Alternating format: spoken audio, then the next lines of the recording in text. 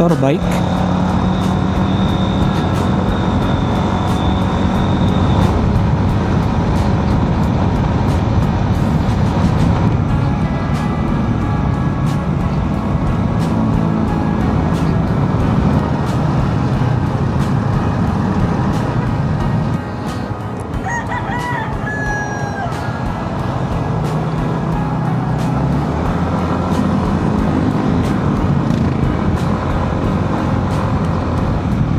Pangalawang beses ko na makakita ng aksidente dun. Kung hindi motor, bike, o kaya motor saka bike. Kumusta audio? Using wireless mic, DJI mic mini nandito sa aking sa harapan ng aking bibig. So full wireless na. Yung Action 2 kasi dati meron pa akong ginagamit na transmitter. Tinetesting ko lang siya muna. Kaya lang, mabilis ang content lang. Pauwi na ako galing Taguig. Pinagawa ko yung aking Air 2S drone. O siguro sa mga susunod na videos, I think makagawa na uli ako ng motovlog.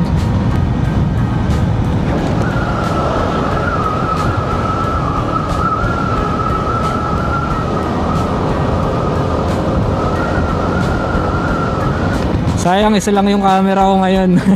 Bala ko kasi dalawa gamitin, yung Action 2 dito, front facing, tapos yung helmet mount, yung naka helmet mount yung Action 5. Medyo nagmamadali na rin kasi ako kanina, kaya di ko na muna dinala. Ayun, may mga pulis na naman dun sa may boundary ng Taytay Angono.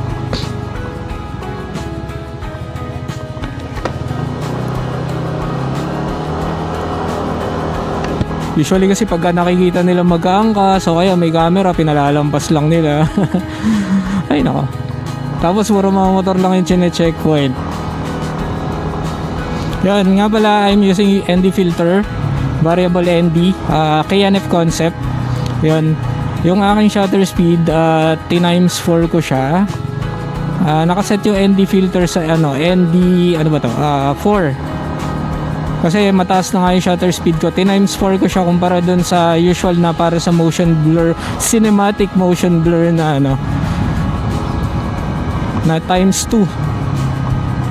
1080-30 muna ako ngayon.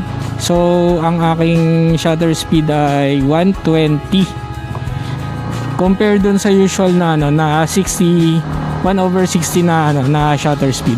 So yan, testing ND filter.